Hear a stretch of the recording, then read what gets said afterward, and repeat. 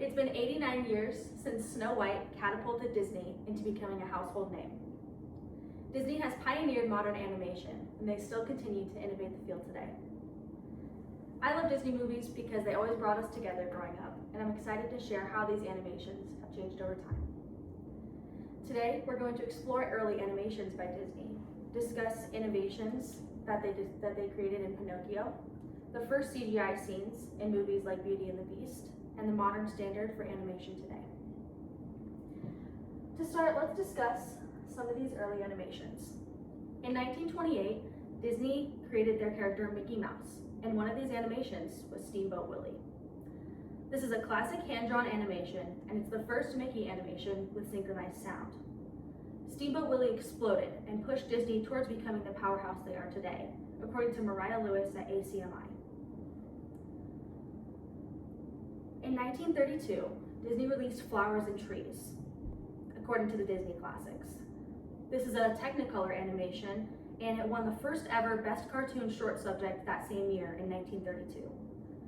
Due to the success of Flowers and Trees, Disney used only Technicolor post-1935.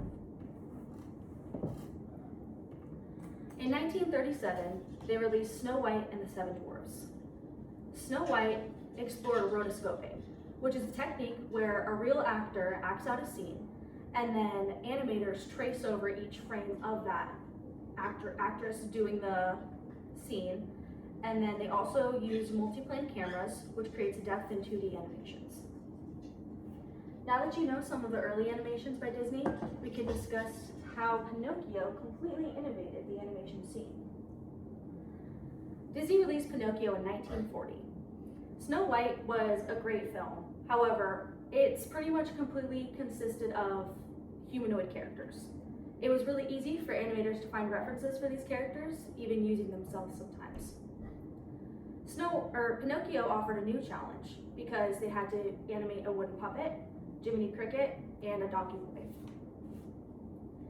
Animators struggled to balance the non-human aspects of these characters while still making them relatable and lovable. By the end, the humanity took the priority. As you can see, Jiminy Cricket does not even look like a cricket at the end of the film.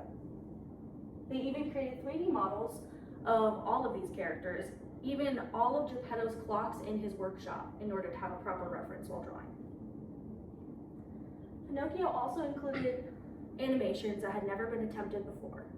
The twinkling wand and flickering candle are two of the most prominent examples. Remember, there's no CGI yet, so all of this is completely hand-drawn. The water animation is by far the most impressive. One of the animators, Sandy Strother, worked on only water effects for a year. The water also functioned differently in this film. It behaved with a mind of its own, almost becoming a separate character.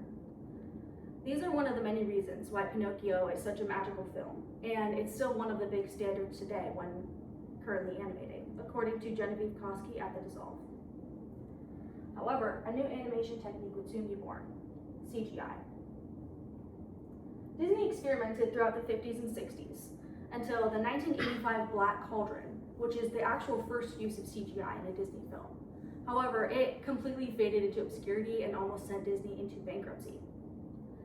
A much more prominent example is the 1986 Great Mouse Detective. This climactic chase scene inside of Big Ben has an entirely CGI background, while the characters still remain hand-drawn. The camera follows the characters in a way that was not possible before CGI, according to Jamie Gerber from Slash Films.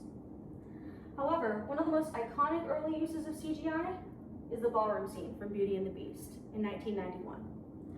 Pixar had just created their CGI system, CAPS, and this combines CAPS with hand-drawn animation of Belle and the Beast. This scene is an emotional peak to an incredible story, thanks to its unforgettable soundtrack and jaw-dropping animation.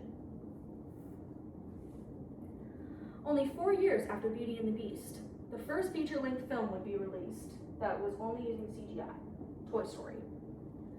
Toy Story was actually created by Pixar, not Disney, and distributed by Disney in 1995. Pixar had been using CGI for almost a decade at this point. They utilized 700 motion controls in Woody's face, and this had unprecedented realism before the time. Pixar even created their own $15 million rendering software to create this film, according to Daniel Martinez at Pixflow.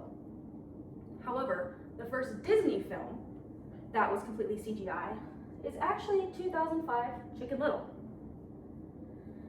The creation of Chicken Little was extremely chaotic. The plot and characters was constantly changing to try and appeal to younger audiences. The animators were also learning a completely new way to animate. Due to the chaos of creating this film, it was way less successful than its Pixar counterpart, according to Drew Taylor at Collider. However, animators still didn't know if CGI was 100% the way to go. In 2009, The Princess and the Frog was released, where they temporarily returned to hand-drawn animations. There was very minimal 3D usage in this film, but they were still using software like Photoshop to create these hand-drawn animations. They wanted to revive that 80s and 90s magic, but they decided after this that hand-drawn was not the way to go, making this the last hand-drawn Disney film, according to Jim Korkis at Cartoon Research. In 2010, Disney released Tangled, solidifying their art style moving forward. Frozen, Moana, and Encanto are a few that still share this look. Large eyes, animated expressions, and semi-realistic proportions. Rapunzel's hair itself was a big step. It's soft, it moves like water, and it feels light years more advanced than movies like Sleeping Beauty or Cinderella. Finally, now that you understand the history of these animations, you can enjoy your favorite movies with a better knowledge of their impact. You can point out rotoscoping techniques in Snow White, discuss how the water was such a big deal in Pinocchio, recognize early CGI in Beauty and the Beast, and admire the growth in animation technology from the 1920s to today. Disney has always been a major pioneer in animation, and they're still innovating it. I will always love these movies and their ability to bring people together. I hope you can all appreciate your favorite Disney movies a little more now.